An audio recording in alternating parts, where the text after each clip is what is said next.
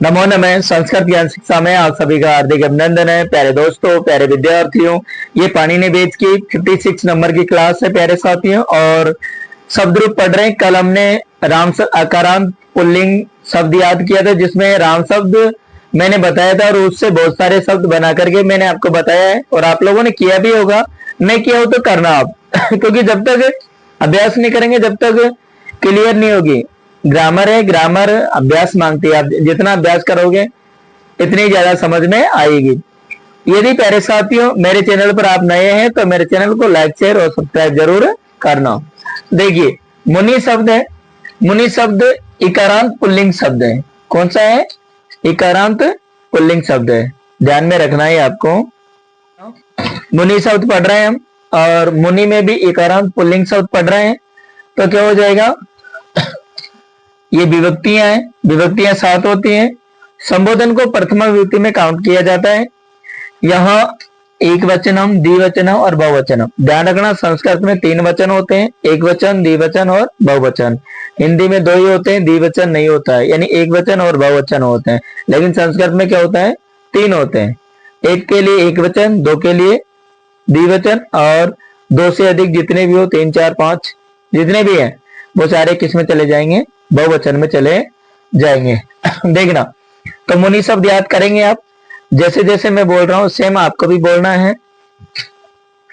मुनि, मुनि, मुनये प्रथमा, मुनिम, मुनि, मुनीन द्वितीया, मुनिना, मुनिभ्याम, मुनिभि तृतीया, मुनये, मुनिभ्याम, मुनिभे चतुर्थी, मुने, मुनिभ्याम, मुनिभे पंचमी, मुने, मुनियो, मुनिनाम षष्ठी, मुनौ, मुन्यो, मुनीषु सप्तमी। हे मुनि, हे मुनि, हे मुने संबोधन। आपको इस तरीके से याद करना है। मुनि, मुनि, मुने प्रथमा, मुनि, मुनि, मुनीन द्वितीया। ठीक है। देखिए, अब इससे हम जो मुनि शब्द है इससे हम जितने भी हैं, देखिए 1 2 3 4 5 6 7 8 शब्द रूप है जो इकारांत है। निधि है। निधि का अर्थ क्या होता है? खजाना। कवि का अर्थ होगा कवि। कवि उसे भी कहते हैं जिसमें काल्पनिक शक्ति होती है, वो क्या होता है? कवि होता है। गिरि, पहाड़। अग्नि, आग। कपि, बंदर। भूपति, राजा। हरि, भगवान। और रवि, सूर्य। इस तरीके से इनके अर्थ हैं। निधि शब्द ध्यान रखना एकारांत पुल्लिंग शब्द है, स्त्रीलिंग में मत करना। कभी कभी पूछ लिया जाता है कि निधि शब्द पुल्लिंग है या स्त्रीलिंग है, तो ध्यान रखना पुल्लिंग वाला है, क्योंकि की प्रत्यय से बने हुए शब्द होते हैं वो सारे किसमें होते हैं? पुल्लिंग में होते हैं। ठीक है। तो निधि पहले हम देखिए, यहाँ निधि शब्द है। निधि शब्द से हम मुनि शब्द से निधि शब्द बना रहे हैं। ठीक है। कैसे बनाएंगे? निधि, निधि, निधये प्रथमा, निधिम, निधि, निधिन द्वितीया, निधिना, निधिभ्याम, निधिभि तृतीया, निधये, निधिभ्याम, निधिभे चतुर्थी, निधे, निधिभ्याम, निधिभे पंचमी, निधे, निध्यो, निधिनाम षष्ठी, निधौ, निध्यो, निधिषु सप्तमी। हे निधे, हे निधि, हे निधे संबोधन। बन गया ना? यानी सेम आपको क्या होगा, बस मुनि शब्द याद करना। जिस प्रकार मैंने आपको राम शब्द बताया था कि राम शब्द याद कर लो, फिर जितने भी जो अकारांत शब्द रूप है वो सारे कंप्लीट हो जाएंगे। सेम इसी से हो जाएंगे। इससे भी क्या होगा, जैसे मैंने निधि अभी बताया आपको, अब कवि बन जाएगा।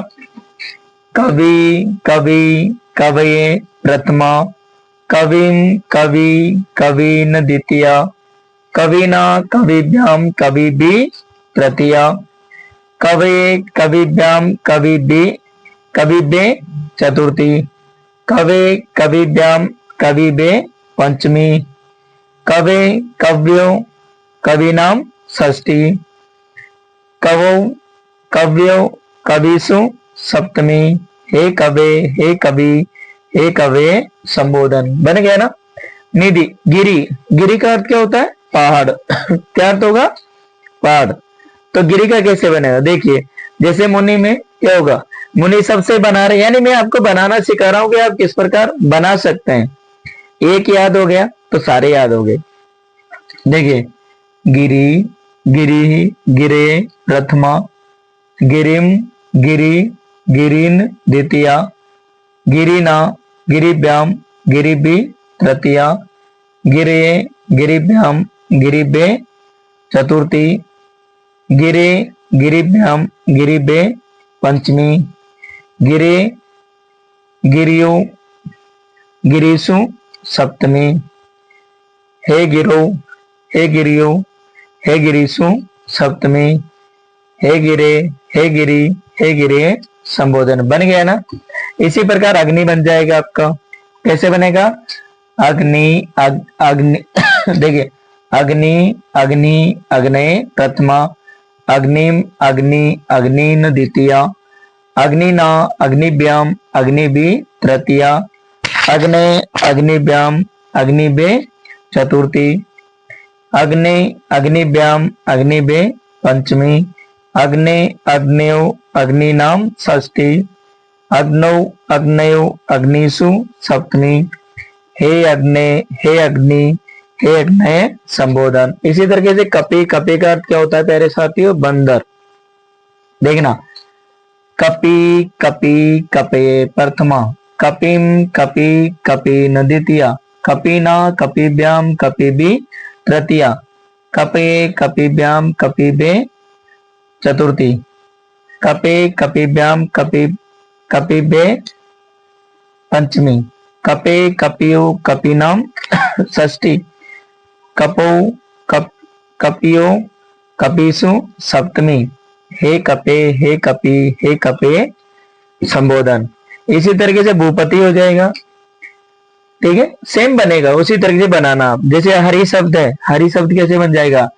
हरि, हरि, हरे प्रथमा, हरिम, हरि, हरि द्वितीया, हरिणा, हरिभ्याम, हरिभि तृतीया, हरये, हरिभ्याम, हरिभे चतुर्थी, हरे, हरिभ्याम, हरिभे पंचमी, हरे, हरियो, हरिनाम षष्ठी, हरौ, हरियो, हरीषु सप्तमी, हे हरे, हे हरि, हे हरे संबोधन। इसी तरीके से रवि बन जाएगा।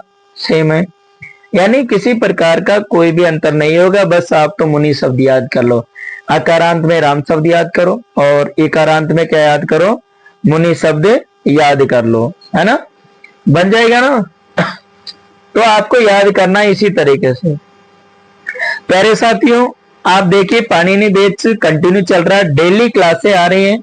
एक संडे को क्या होता है कि संडे को आफ्टरनून में होती है जो 12:30 बजे होती है, और मंडे से लेकर सैटरडे तक की जो क्लासें होती है वो क्या होती है? सारी शाम को 8 बजे अपलोड हो जाती है। तो आप जल्दी से जाइए, और यदि आपने मान लीजिए मेरे चैनल को सब्सक्राइब कर रखा है, यदि आपने नोटिफिकेशन का बेल आइकन बटन ऑन नहीं कर रखा तो आप ऑन कर लेना, कि उससे क्या होता है कि जो भी अपडेट चैनल से संबंधित, क्लास से संबंधित डाली जाती है वो इस पर आपको मिल जाएगी। और यदि देखिए, यदि आपको रेगुलर क्लासें मान लीजिए आपको यूट्यूब चैनल से नहीं मिले तो आप टेलीग्राम पे जाइए, और वहां पे सेम संस्कृत ज्ञान शिक्षा के नाम से टेलीग्राम चैनल बना हुआ है, तो वहां भी कंटिन्यू क्लासें अपलोड हो जाती है। तो वहां से आप डायरेक्ट यूट्यूब पर आ सकते हैं। तो मिलते हैं प्यारे साथियों अगली क्लास में, अगले वीडियो में। तब तक के लिए जयतु भारतम, जयतु संस्कृतम।